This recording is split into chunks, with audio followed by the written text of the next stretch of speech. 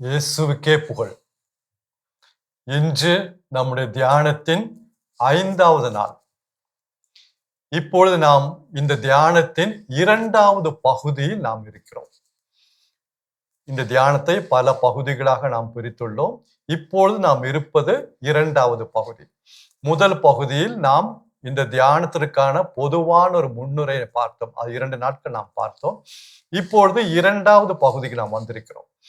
இந்த 2வது பகுதியில் நாம் எதை பற்றி தியானிக்கிறோம் என்றால், எவ்வாறு இந்த கிறிஸ்தவ வாழ்வு என்ற இந்த ஓட்டத்தை மன உறுதியோடு ஓட முடியும் என்பதை குறித்து நாம் தியானித்து வருகிறோம். மன உறுதியோடு நாம் இந்த ஓட்டத்தை ஓட வேண்டும். எனவே சில காரியங்கள் நம்முடைய மனதில் உறுதிப்படுத்திக் கொள்ள வேண்டும். அதை நாம் செய்து கொண்டு வருகிறோம். இதற்கு நாம் எடுத்துக்கொண்ட வசனம் எபிரேயர் 12வது அதிகாரம் 1 வசனம். இப்ப அனைவருக்கும் இந்த வசனம் நன்றாக தெரியும் என்று நான் நம்புகிறேன். எபிரேயர் 12வது அதிகாரம் 1 வசனம். திரண்டு வரும் மேகம் போல் இத்தனை சாட்சிகள் நம்மை சூழ்ந்து நிற்க, எந்த சுமையும் அதாவது பாரத்தையும் நம்மை பற்றி கொண்டிருக்கும் எந்த பாவத்தையும் உதறி தள்ளிவிட்டு நமக்கு குறிப்பிடப்பட்டுள்ள ஓட்டத்தை மன உறுதியோடு ஓடுவோமாக. மன உறுதியோடு ஓடுவோமாக. அப்படி நாம் மன உறுதியோடு ஓட வேண்டும் என்றால், நாம் சில காரியங்களை, சில உண்மையை நம்முடைய மனதில் உறுதிப்படுத்தி கொள்ள வேண்டும். அப்ப இந்த 2வது பகுதியில் அதை தியானிக்கும் பொழுது, முதலாவதாக நாம் உறுதிப்படுத்திக் கொள்ள வேண்டும் என்பது சொன்னது எதை பற்றி? கடவுள் அனைத்தையும் தம்முடைய கட்டுப்பாட்டுக்குள் வைத்திருக்கிறார். நம்முடைய வாழ்க்கையில் எது நடந்தாலும், நாம் எந்த சூழ்நிலையில் இருந்தாலும், எந்த பிரச்சனையாக இருந்தாலும், எதுவாக இருக்கட்டும், கடவுள் அனைத்தையும் தம்முடைய கட்டுப்பாட்டுக்குள் வைத்திருக்கிறார்.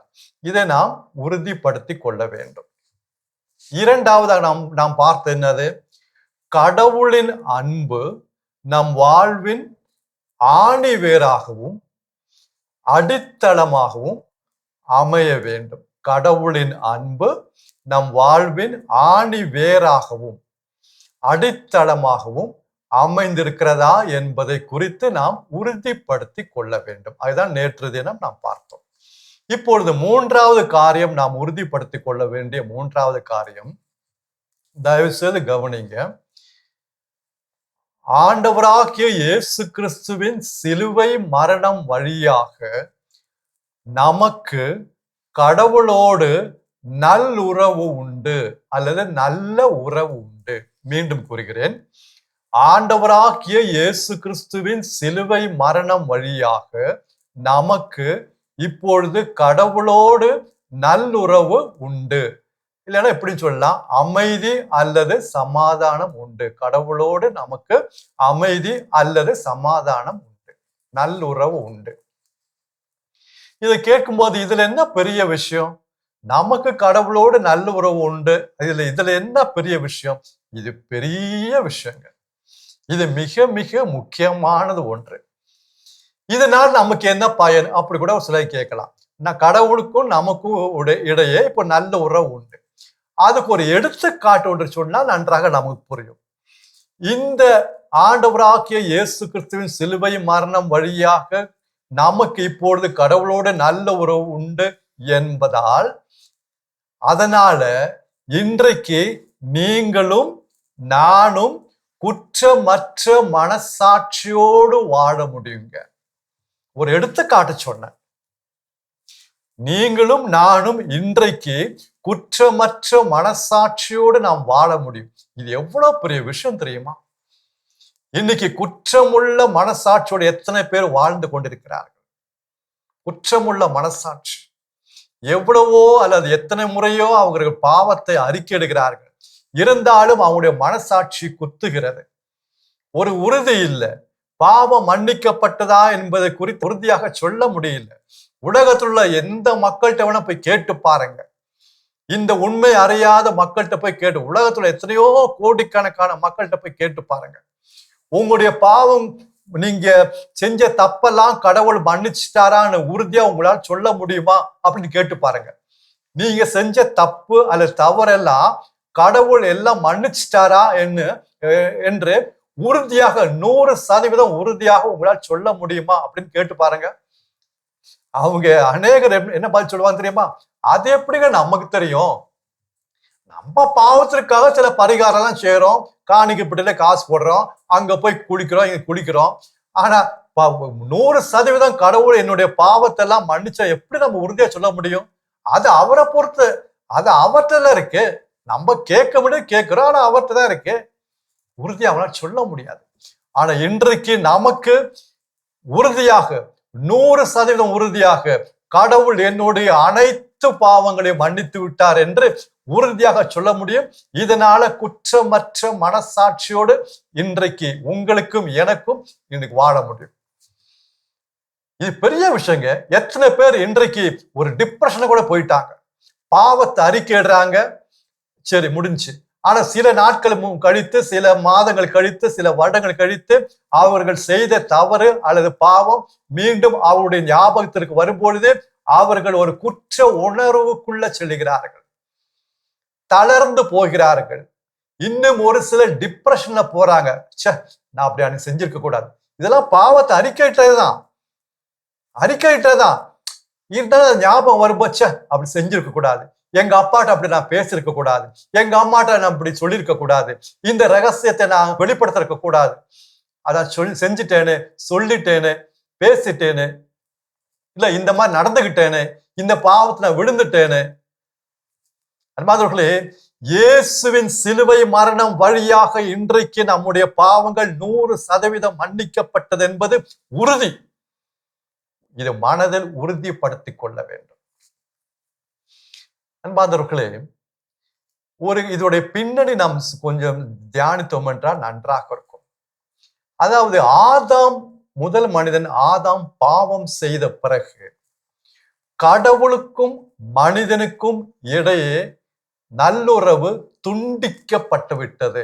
அல்லது இப்படி சொல்லலாம், ஆதாம் பாவம் செய்த உடனேயே அந்த நிமிடமே கடவுளுக்கும் மனிதனுக்கும் இடையே இருந்த ஒரு கதவு அடைக்கப்பட்டது. கடவுளுக்கும் மனிதனுக்கும் இடையே ஒரு கதவு அடைக்கப்பட்டது, க்ளோஸ்ட். எப்படி ஃபாதர் சொல்றீங்க? மோசே கடவுளோட எவ்வளவு நெருக்கமா பேசினாரு, நண்பரை போல பேசினாரு. அப்படி எப்படி இந்த கதவு அடைக்கப்பட்டன்னு சொல்ல முடியும்? கதவு அடைக்கப்பட்ட நிலையில்தான் மோசே கடவுளோடு பேசினார். ஆதாம் பாவம் செய்த அந்த நிமிடம், அந்த நாள் கூட சொல்ல, அந்த நிமிடத்திலேயே கதவு அடைக்கப்பட்டது. கடவுளுக்கும் மனிதனுக்கு இடையே கதவு அடைக்கப்பட்டது. ஒரு திரைச்சீலை இடையில வந்துருச்சு. இதுதான் ஜெருசலேம் ஆலயத்துல ஒரு திருச்சீலை போட்டிருந்தாங்க. அந்த திருச்சீலைக்குள்ள யாரும் போக முடியாது. அது கடவுளுடைய பிரசன்னம் இருக்கிற இடம், கடவுளுடைய மகா பரிசுத்த ஸ்தலம் என்று சொல்வார்கள், மோஸ்ட் ஹோலி பிளேஸ். யாரும் அந்த திரைச்சீலைக்குள்ள போக முடியாது. எப்ப இந்த திரைச்சீலை வந்தது? ஆதாம் பாவம் செய்த பிறகு. அப்ப ஆதாம் பாவம் செய்த உடனே நாம் அனைவரும் பாவிகளாக மாறிவிட்டோம். ஏன்னா ஆதாமுக்குள்ள நீங்களும் நானும் இருந்தோம். நாம் அனைவரும் பாவிகள். அப்போ ஆதாம் பாவம் செய்த உடனேயே கடவுளுக்கும் மனிதனுக்கும் இடையே இந்த கதவு அடைக்கப்பட்டது. அதுல இருந்து நடந்த சம்பவங்கள் எல்லாம் எங்க போகிறது? எதை நோக்கி போகிறது? ஆண்டவராகிய இயேசு கிறிஸ்துவின் சிலுவை மரணத்தை நோக்கி போகிறது. பைபிள் வாசிக்கும் போது இதை மனதில் வைத்து வாசித்தால் மிகவும் நன்றாக இருக்கும். ஆதாம் பாவம் செய்த நிமிடம் முதல் ஆண்டவராகிய இயேசு கிறிஸ்து சிலுவையில் மரித்த அந்த நிமிடம் வரைக்கும் அதுக்கிடையே நடந்த அனைத்து சம்பவங்களும் ஆண்டவராகிய இயேசு கிறிஸ்துவின் சிலுவை மரணத்திற்கான தயாரிப்பு. அது ஆபிரகாமை அழைத்ததா இருக்கட்டும், ஈசாக்கா இருக்கட்டும், யாக்கோபா இருக்கட்டும், மோசேவா இருக்கட்டும், எதுவா இருக்கட்டும், ஆலயத்தில் இவர்கள் ஆட்டையும் காளையும் பலி செலுத்தியதா இருக்கட்டும், அனைத்தும் ஆண்டவராகிய இயேசு கிறிஸ்துவின் சிலுவை மரணத்தை நோக்கி செல்லுகிறது. அவர் சிலுவையில் மரித்த உடனே அந்த நிமிடம் தான் கடவுளுக்கும் மனிதனுக்கிடையே கதவு திறக்கப்பட்டது. அந்த திரைச்சீலை கிழிக்கப்பட்டது. எபிரேயருக்கு எழுதிய திருமுகம் 10வது அதிகாரம் 19, 20 வசனங்கள். எபிரேயர் லெட்டர் டு த ஹீப்ரூஸ். இந்த எபிரேயர் ஆகமம், எபிரேயர் கடிதம் பலர் வாசிப்பது கிடையாது. இது அவ்வளவு அருமையான ஒரு கடிதம். எவ்வளவோ உண்மைகள் அதில் அடங்கி இருக்கின்றன. சரி, எபிரேயருக்கு எழுதிய திருமுகம் 10வது அதிகாரம் 19வது வசனமும் 20வது வசனமும். கிறிஸ்துவின் உடலை கோவிலில் உள்ள திருச்சீலைக்கு ஒப்பிடலாம். கிறிஸ்துவின் உடலை கோவிலில் உள்ள, அங்க ஜெருசலேம் ஆலயத்தில் கோவிலில் உள்ள திருச்சீலைக்கு ஒப்பிடலாம். இந்த திருச்சீலை வழியாக திரு தூயகத்திற்குள் நுழைய நமக்கு துணிவு உண்டு. ஆண்டவராகிய இயேசு கிறிஸ்து, அதாவது ஆண்டவராகிய இயேசு கிறிஸ்து சிலுவையில் இறந்த பொழுது நடந்த சம்பவம் நமக்கு தெரியும். ஜெருசலேம் ஆலயத்திலிருந்து அந்த திரைச்சீலை 2ஆக கிழிக்கப்பட்டது.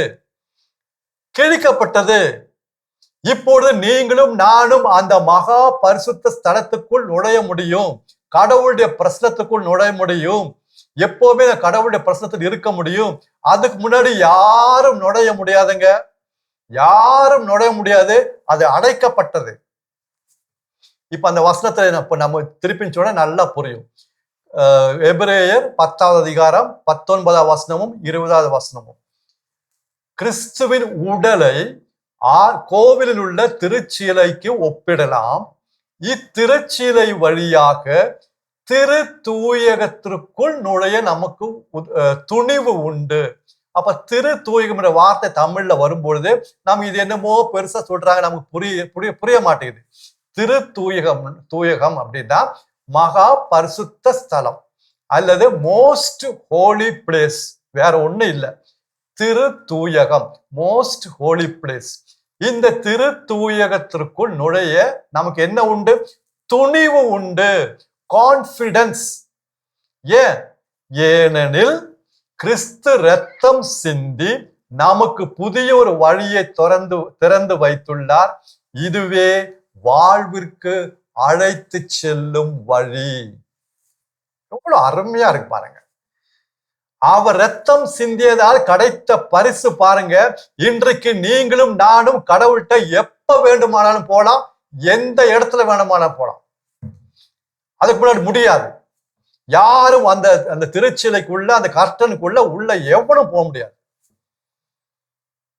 அதாவது கதவு அடைக்கப்பட்டது. வெளியே இருந்து கூப்பிடலாம், கடவுளேன்னு கூப்பிடலாம், அவ்வளவுதான். வெளியே இருந்து ஒரு வீட்டுக்கு கதவு அடைக்கப்பட்டது. வெளியே இருந்து கூப்பிடு, கடவுளே காப்பாத்துங்க, கடவுள் உதவி செய்யுங்க அப்படின்னு கூப்பிடலாம். கதவு அடைக்கப்பட்டது. ஆனா இப்பொழுது அந்த கதவு திறக்கப்பட்டது. உள்ள போய் அந்த உறவோடு அப்பான்னு கூப்பிடலாம். இது எப்படி நடந்தது? ஆண்டவராகிய இயேசு கிறிஸ்துவின் சிலுவை மரணம் வழியாக நடந்தது. இப்பொழுது எனக்கும் உங்களுக்கும் கடவுளோடு நல்ல உறவு உண்டு. முன்னாடி நாம் கடவுளுக்கு பகைவர்களாக இருந்தோம். பகைவர்கள். ஆண்டவராகிய இயேசு கிறிஸ்து சிந்திய இரத்தத்தினால் கிடைத்த பரிசுங்கிறது இந்த சமாதானம், இந்த அமைதி. இது எவ்வளவு பெரிய பொக்கிஷம்.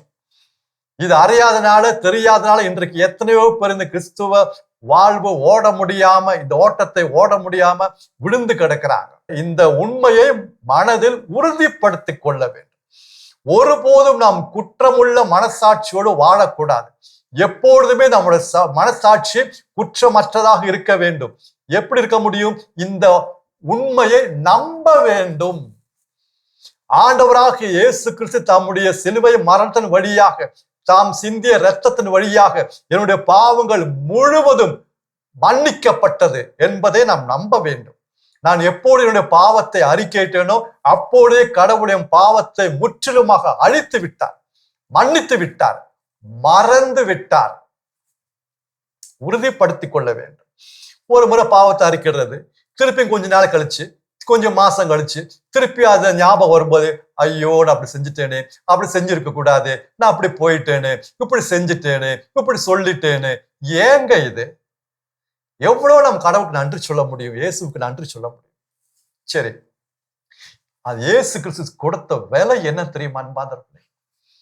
அவர் கொடுத்த விலை ஒரு எடுத்துக்காட்டு சொன்னா நமக்கு நல்லா புரியும். பழைய ஏற்பாட்டுல அந்த ஆண்டவராக இயேசு கிறிஸ்து கொடுத்த அந்த ஒரு விலை ஒரு நிழலாக, ஒரு சம்பவமாக கடவுள் அங்கே தூய ஆவியானவர் எழுதி வைத்திருக்கிறார். அந்த சம்பவத்தை சொல்றேன். 2 அரசராகமும் 6வது அதிகாரம் 1 முதல் 7 முடிய வசனங்கள். 2 கிங்ஸ் 2 அரசராகமும் 6வது அதிகாரம் 1 முதல் 7 முடிய வசனங்கள். அந்த சம்பவம் இதுதான். ஒருத்தர் யோர்தான் நதிக்கரையில், அந்த யோர்தான் நதி பக்கத்துல ஒரு மரத்தை கோடாலியால் வெட்டி கொண்டிருப்பார். கோடாலியை வைத்து ஒரு மரத்தை விட்டுறாரு. பக்கத்துல யோர்தான் நதி. இது இறைவாக்கினர் எலிசா காலத்தில் நடந்த சம்பவம். இறைவாக்கினர் எலிசா காலத்தில் நடந்த சம்பவம். ஒருத்தர் யோர்தான் நதி பக்கத்துல ஒரு மரத்தை கோடாலிய வெட்டிட்டு இருக்காரு. அப்படி மரத்தை வெட்டும் பொழுது அந்த கோடாலி கழிஞ்சு இந்த யோர்தான் நதியில போய் விழுந்துருச்சு, தண்ணியில போய் விழுந்துருச்சு. அது இரும்பு. இரும்பு என்ன செய்யும்? கீழே அடியில போயிடும், தண்ணிக்கு அடியில போயிடும். இரும்பு வெயிட் மேல மிதக்காது, தண்ணி கீழே போயிடும். அந்த சேத்துல போய் சகதியில போய் உட்கார்ந்துக்கும். இது அந்த ஆளுக்கு இப்ப என்ன ஒரே வருத்தம். ஏன்னா அதுக்கு அந்த கோடாலி அவரு சொந்தம் கூட கிடையாது, யார்கிட்டயோ கடன் வாங்கினது. அவருக்கு ஒரே வேதனை. அவர் என்ன செஞ்சாரு? இறைவாக்கினர் எலிசாட்ட ஓடி போய், ஐயா இப்படி நடந்துருச்சு, நான் மரத்தை வெட்டிட்டு இருந்தேன், அப்ப கோடாலி கழிந்து விழுந்து இந்த நதிக்கு தண்ணி யோர்தான் நதியில போய் விழுந்துருச்சு. அவர் வேதனை சொன்னார். உடனே இறைவாக்கினர் அவர்கிட்ட கேட்டாரு, எந்த இடத்துலயா விழுந்துச்சு காட்டு அப்படின்னாரு. உடனே அந்த ஆள் அந்த நதியில அந்த குறிப்பிட்ட இடத்த காட்டினார். இங்க பாருங்க ஐயா, இந்த இடத்துல தான் விழுந்துச்சு அப்படின்னு காட்டினார். உடனே இறைவாக்கினர் எலிசா செய்த காரியத்தை பாருங்களேன். ஒரு மரத்தோட கம்பை வெட்டி அந்த கம்பை கொண்டு அந்த இடத்துல போட்டாரு. கம்பு கீழே போகாது, அது மிதக்கும். இரும்பு கோடாலி இரும்பு அது கீழே போயிருச்சு. இந்த கம்பை இறைவாக்கினர் எலிசா தண்ணியில அந்த இடத்துல போட்ட உடனே அந்த கோடாலி தானா மேல வந்துருச்சு. பாருங்க, மேல வந்தோடனே அந்த ஆள் அந்த கோடாலி எடுத்துட்டாரு. இந்த சம்பவத்தை பாருங்க. இது அருமையான ஆழமுள்ள ஒரு சம்பவம், ஒரு நிழல். அந்த கோடாலி நம்பதான். நாம் பாவம் செய்த பிறகு நம்ம எல்லாம் அந்த சேத்துல போய் விழுந்துட்டோம், தண்ணிக்கு அடியில போயிட்டோம். இப்ப நம்மளால வெளியே வர முடியல. இப்போ வெளியே வரணும்னா நாம் பாவம் என்ற குழியில போய் விழுந்துட்டோம், சேத்துல விழுந்துட்டோம். இப்ப நம்ம மீட்க யாருமே இல்லை. அப்ப ஆண்டவராகிய இயேசு கிறிஸ்து நம்மை மீட்டு ரசித்தா நமக்கு தெரியும். அது எப்படிங்கிறது தான் இங்க இறைவாக்கினர் எலிசா செய்த அந்த காரியத்தை பாருங்களேன். ஒரு மரத்தோட கம்பை வெட்டினாரு. அதாவது ஆண்டவராகிய இயேசு கிறிஸ்து தந்தையோடு நல்ல உறவு இருந்துச்சு. தந்தையோடு எப்பவுமே ஒரு ஐக்கியம் இருந்தது. அவங்க ஒன்றாக இருந்தார்கள். ஆனால் உங்களுக்காகவும் எனக்காகவும் நம்மை மீட்பதற்காக அவருக்கும் தந்தைக்கும் இடையே இருந்த நல்ல உறவு நமக்காக துண்டிக்கப்பட்டது. எனவேதான் சிலுவையில் அவர் கதறினார், என் கடவுளே, என் கடவுளே, ஏன் என்னை கைவிட்டீர்? ஏன் என்னை கைவிட்டீர்? அவர் கைவிடப்பட்டார், துண்டிக்கப்பட்டு விட்டார். உடலை தலை உடல் துண்டிக்கப்படும் எப்படி இருக்கும்? அந்த மாதிரி அந்த எலிசா என்ன செஞ்சாரு? இறைவாக்கினர் எலிசா மரத்தோட கம்பை வெட்டினார். அந்த மரத்துல இருந்து அந்த கம்பு துண்டிக்கப்பட்டு விட்டது. இப்பொழுது நீங்க போட்ட உடனே அந்த கோடாலி மேலே விட்டது. இதெல்லாம் நம்ம வாசிக்கிறோம், திருப்பலியில முதல் வாசகமா வாசிக்கிறோம். ஆனா யார் கண்ணிலும் தண்ணி வராது. ஏன்னா நமக்கு தெரிய மாட்டேது. நம்ம பார்ப்பது கோடாலிய பார்க்கிறோம். அந்த இறைவாக்கினர் எலிசா பெரிய காரியம் செஞ்சாரு, அது கடவுளுடைய மனிதர், ஒரு புதுமை செஞ்சாரு, அற்புதம் செஞ்சாரு, இதான் பார்க்கிறோம். ஆனா அந்த கம்பு ஆண்டவராக இயேசு கிறிஸ்துவை குறிக்கிறது. அந்த மரத்துல இருந்து துண்டிக்கப்பட்டது, வெட்டப்பட்டது, அதை நம்ம சிந்திக்கிறது கிடையாது. நமக்கு தெரிய மாட்டேங்குது, வெளிப்பாடு கிடைக்க மாட்டேங்குது, நம்மளோட கண்ணுல தண்ணி வர மாட்டேங்குது. அன்பார்ந்தவர்களே, எவ்வளவு பெரிய காரியம் அவர் செய்திருக்கிறார். தந்தையிடமிருந்து நமக்காக முற்றிலுமாக அவர் துண்டிக்கப்பட்டு விட்டார். அதனால நமக்கு கிடைத்தது பாவ மன்னிப்பு, கடவுளோடு நல்ல உறவு, குற்றமற்ற மனசாட்சி. எவ்வளவு பெரிய காரியம். 1 பேதுரு முதல் அதிகாரம் 18-19 வசனங்கள். 1 பேதுரு பீட்டர் 1 பேதுரு முதல் அதிகாரம் 18ஆம் வசனமும் 19வது வசனமும். உங்கள் மூதாதையர்களிடமிருந்து வழி வழியாக வந்த வீணான நடத்தையிலிருந்து விடுவிக்க கொடுக்கப்பட்ட விலை என்னவென்று உங்களுக்கு தெரியும் அல்லவா? உங்கள் மூதாதையர்களின் வழியாக வந்த வீணான நடத்தையிலிருந்து விடுவிக்க கொடுக்கப்பட்ட விலை என்னவென்று உங்களுக்கு தெரியும். அது பொன்னும் வெள்ளியும் போன்ற அழிவுக்குரிய பொருட்கள் அல்ல, மாறாக மாசற்ற உயிர் மதிப்புள்ள கிறிஸ்துவின் இரத்தமே. கிறிஸ்துவின் இரத்தத்தினால் நீங்களும் நானும் கிறிஸ்துவின் இரத்தத்தினால் மீட்கப்பட்டவர்கள். சேத்துல இருந்தோம், அந்த இரத்தத்தினால் மீட்கப்பட்டவர்கள், ரட்சிக்கப்பட்டவர்கள். குற்றமற்ற மனசாட்சியோடு நாம் மகிழ்ச்சியோடு வாழ முடியும். கடவுளே அப்பா என்று எப்ப வேண்டுமோ நாம் அழைக்க முடியும். அவருடைய பிரசனத்தில் எப்ப வேண்டுமென போய் அமர முடியும். நமக்கு துணிவு உண்டு, கான்பிடன்ஸ் உண்டு. பயந்திருக்க தேவையில்லை. அவர் நம்மளை தண்டிப்பாரு, அவர் கோச்சிக்குவாரு, என் மேல கோபமா இருப்பாரு, நோ, என்ன நரகத்துல போட்டுருவாரு. ஏன் பயப்படுறாங்க? இதனால எத்தனை பேர் பயந்துட்டு இருக்காங்க. நான் நரகத்துக்கு போயிருவேனா, எனக்கு தண்டனை கிடைக்குமா, ஒண்ணுமே உறுதி இல்லாம இருக்காங்க. ஏன்னா இந்த மாபெரும் உண்மையை தெரிந்து கொள்ளவில்லை. இந்த உண்மையை அவர்கள் மனதில் உறுதிப்படுத்தி கொள்ளவில்லை. இன்றைக்கு இந்த உண்மையை உறுதிப்படுத்திக் கொள்ளுவோம். தூய ஆவியானவர் நமக்கு உதவி செய்வார். என்ன உண்மை? ஆண்டவராகிய இயேசு கிறிஸ்துவின் சிலுவை மரணம் வழியாக நமக்கு கடவுளோடு நல்ல உறவு உண்டு, நெருக்கமான உறவு உண்டு, அமைதி அல்லது சமாதானம் உண்டு. இப்பொழுது என்னால குற்றமற்ற மனசாட்சியோடு வாழ முடியும். தூய ஆவியானவரே, எங்களுக்கு இந்த உண்மை இன்னும் ஆழமாக சொல்லித்தாங்க. நாங்க மகிழ்ச்சியோடு வாழ வேண்டும். நாங்கள் ஒரு அமைதி சமாதானத்தோடு வாழ வேண்டும். ஒருபோதும் குற்றம் உள்ள மனசாட்சியோடு நாங்க வாழக்கூடாது. ஒரு நம்பிக்கை எங்களுடைய வாழ்க்கையை நீங்க தரணும். எங்களுடைய உள்ளத்தில் திறங்க, எங்க உள்ளத்தை திறந்தரலும். இந்த உண்மையை உள்ள ஏசுங்க. இன்றைக்கு நாளைக்கு இல்லை அப்படின்னு நம்ம தூய ஆவியானவர்கிட்ட கெஞ்சி நம்ம ஜெபிச்சோம்னா, கேட்டோம்னா, நிச்சயமா நம்முடைய மனசாட்சியை இயேசுவின் இரத்தத்தினால் தூய்மைப்படுத்தி நமக்கு அந்த அமைதி, அந்த மகிழ்ச்சி, அந்த சமாதானத்தை உள்ளத்தில் இன்றைக்கு தூய ஆவியானவர் கொண்டு வருவார். அந்த ஃப்ரீடம், அந்த விடுதலை, அது ஒரு அனுபவமாக கொண்டு வருவார். எப்படி ஃபாதர் இவ்வளவு உறுதியா சொல்றீங்க?